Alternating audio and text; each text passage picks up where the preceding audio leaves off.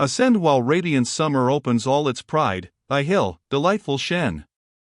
Here let us sweep the boundless landscape. Thomson. From her kind and officious, but somewhat gossiping friend, Mrs. Glass, Jeanie underwent a very close catechism on their road to the Strand, where the thistle of the good lady flourished in full glory, and, with its legend of Nemomi and Pune, distinguished a shop then well known to all Scottish folk of high and low degree.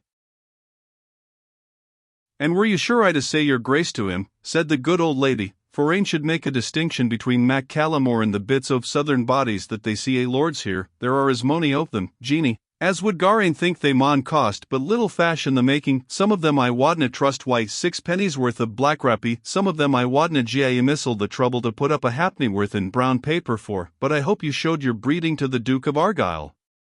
For what sort of folk would he think your friends in London, if you had been lording him, and him a duke?" "He didna seem muckle to mind," said Jeanie, "he kenned that I was landward bred." "Weel, weel," answered the good lady. "His grace kens me weel, so I am the less anxious about it. I never fill his snug box but he says, 'How d'ye do, good Mrs. Glass, how are all our friends in the north, or it may be have ye heard from the north lately?' And you may be sure, I make my best courtesy, and answer, 'My Lord Duke, I hope your grace's noble duchess, and your grace's young ladies, are well, and I hope the snuff continues to give your grace satisfaction.' And then you will see the people in the shop begin to look about them, and if there's a Scotsman, as there may be 3 or half a dozen, aft go the hats, and mony a look after him, and there goes the Prince of Scotland, God bless him. But ye have not told me yet the very words he said to ye." Jeanie had no intention to be quite so communicative. She had, as the reader may have observed, some of the caution and shrewdness, as well as of the simplicity of her country. She answered generally, that the Duke had received her very compassionately, and had promised to interest himself in her sister's affair, and to let her hear from him in the course of the next day, or the day after. She did not choose to make any mention of his having desired her to be in readiness to attend him, far less of his hint, that she should not bring her landlady. So that honest Mrs. Glass was obliged to remain satisfied with the general intelligence above mentioned, after having done all she could to extract more. It may easily be conceived that, on the next day, Jeanie declined all invitations and inducements, whether of exercise or curiosity, to walk abroad, and continued to inhale the close and somewhat professional atmosphere of Mrs. Glass's small parlour.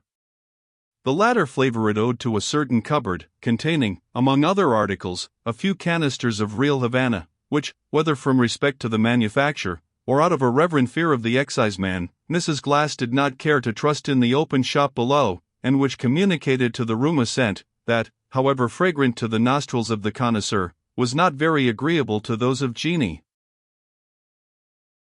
"Dear sirs," she said to herself, "I wonder how my cousin's silk manty, and her gowd watch, or onything in the world, can be worth sitting sneezing all her life in this little stilling room, and might walk on green braes if she liked." Mrs. Glass was equally surprised at her cousin's reluctance to stir abroad, and her indifference to the fine sights of London. It would always help to pass away the time, she said, to have something to look at, though Anne was in distress. But Jeanie was unpersuadable. The day after her interview with the Duke was spent in that hope delayed, which mocketh the heart sick. Minutes glided after minutes, hours fled after hours, it became too late to have any reasonable expectation of hearing from the Duke that day, yet the hope which she disowned, she could not altogether relinquish, and her heart throbbed, and her ears tingled, with every casual sound in the shop below. It was in vain. The day wore away in the anxiety of protracted and fruitless expectation. The next morning commenced in the same manner. But before noon, a well-dressed gentleman entered Mrs. Glass's shop, and requested to see a young woman from Scotland. "That will be my cousin Jeanie Deans, Mr. Archibald," said Mrs. Glass, with the courtesy of recognizance. "Have you any message for her from His Grace the Duke of Argyll, Mr. Archibald?" "I will carry it to her in a moment." "I believe I must give her the trouble of stepping down, Mrs. Glass." Jeanie Deans, said Mrs. Glass, screaming at the bottom of the little staircase, which ascended from the corner of the shop to the higher regions. Jeanie Deans, I say. Come downstairs instantly, here is the Duke of Argyll's groom of the chambers desires to see you directly. This was announced in a voice so loud, as to make all who chanced to be within hearing aware of the important communication. It may easily be supposed that Jeanie did not tarry long in adjusting herself to attend the summons, yet her feet almost failed her as she came downstairs. I must ask the favor of your company a little way, said Archibald, with civility. I am quite ready, sir, said Jeanie. Is my cousin going out, Mr. Archibald? Then I will hae to go wi' her, no doubt. James Raspier looked to the shop. James, Mr. Archibald, pushing a jar towards him, you take his Grace's mixture, I think. Please to fill your box, for old acquaintance' sake, while I get on my things. Mr. Archibald transferred a modest parcel of snuff from the jar to his own mull, but said he was obliged to decline the pleasure of Mrs. Glass's company, as his message was particularly to the young person. Particularly to the young person, said Mrs. Glass, is not that uncommon, Mr. Archibald? But his Grace is the best judge, and you are a steady person, Mr. Archibald.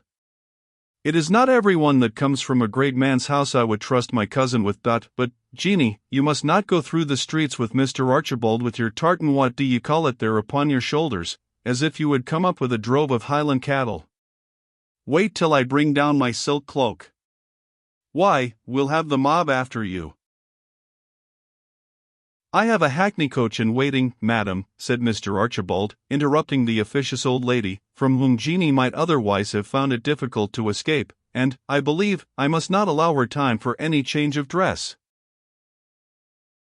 So saying, he hurried Jeanie into the coach, while she internally praised and wondered at the easy manner in which she shifted off Mrs. Glass's officious offers and inquiries, without mentioning his master's orders, or entering into any explanation. On entering the coach, Mr. Archibald seated himself in the front seat opposite to our heroine, and they drove on in silence. After they had driven nearly half an hour, without a word on either side, it occurred to Jeanie that the distance and time did not correspond with that which had been occupied by her journey on the former occasion, to and from the residence of the Duke of Argyll. At length she could not help asking her taciturn companion, whilk way they were going? My Lord Duke will inform you himself, madam, answered Archibald, with the same solemn courtesy which marked his whole demeanour. Almost as he spoke, the hackney coach drew up, and the coachman dismounted and opened the door.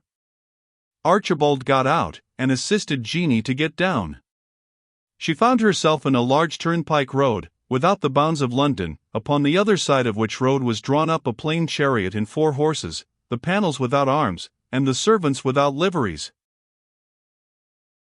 You have been punctual, I see, Jeanie, said the Duke of Argyll, as Archibald opened the carriage door. You must be my companion for the rest of the way. Archibald will remain here with the hackney coach till your return.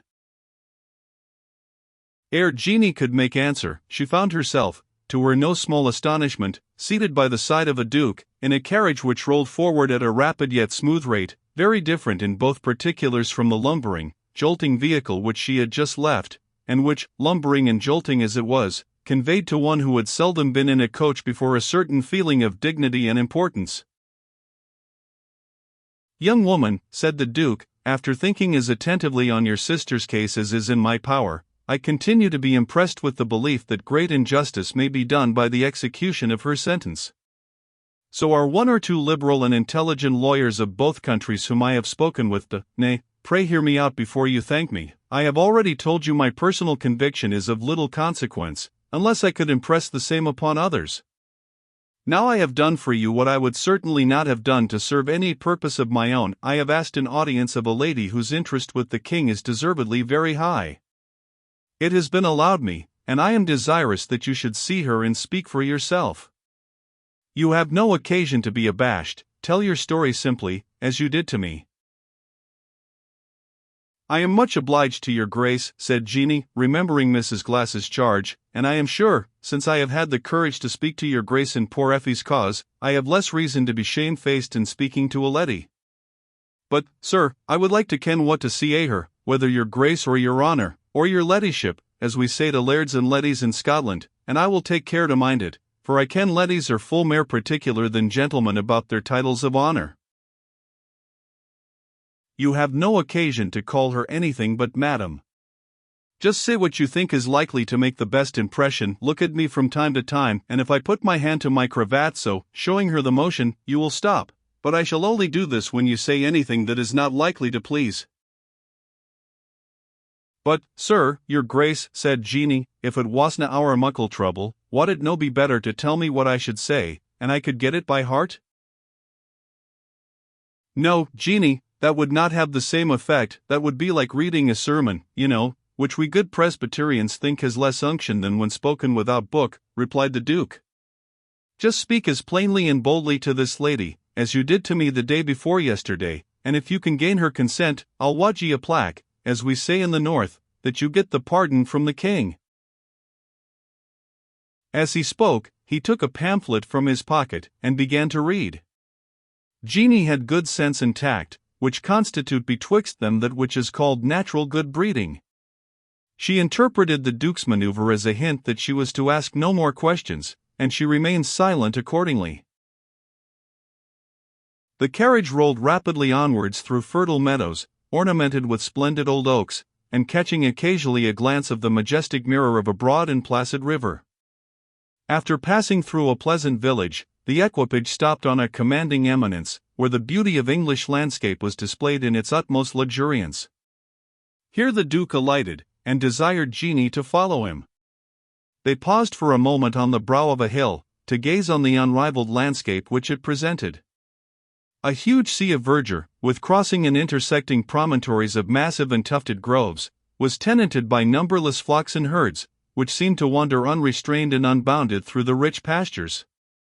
The Thames, here turreted with villas, and there garlanded with forests, moved on slowly and placidly, like the mighty monarch of the scene, to whom all its other beauties were but accessories, and bore on its bosom 100 barks and skiffs, whose white sails and gaily fluttering pennons gave life to the whole. The Duke of Argyll was, of course, familiar with this scene, but to a man of taste it must be always new. Yet, as he paused and looked on this inimitable landscape, with the feeling of delight which it must give to the bosom of every admirer of nature, his thoughts naturally reverted to his own more grand, and scarce less beautiful, domains of Inverary. "This is a fine scene," he said to his companion, curious, perhaps, to draw out her sentiments. "We have nothing like it in Scotland.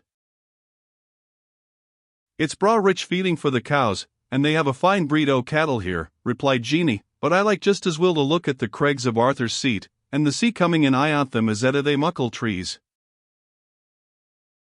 The Duke smiled at a reply equally professional and national, and made a signal for the carriage to remain where it was.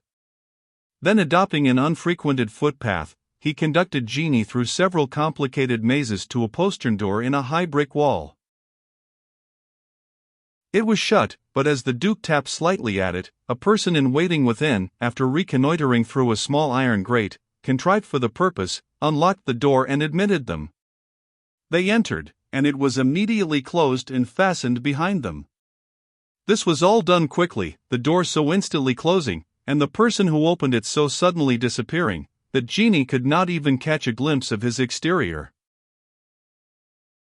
They found themselves at the extremity of a deep and narrow alley, carpeted with the most verdant and close-shaven turf, which felt like velvet under their feet, and screened from the sun by the branches of the lofty elms which united over the path, and caused it to resemble, in the solemn obscurity of the light which they admitted, as well as from the range of columnar stems, and intricate union of their arched branches, one of the narrow side aisles in an ancient Gothic cathedral.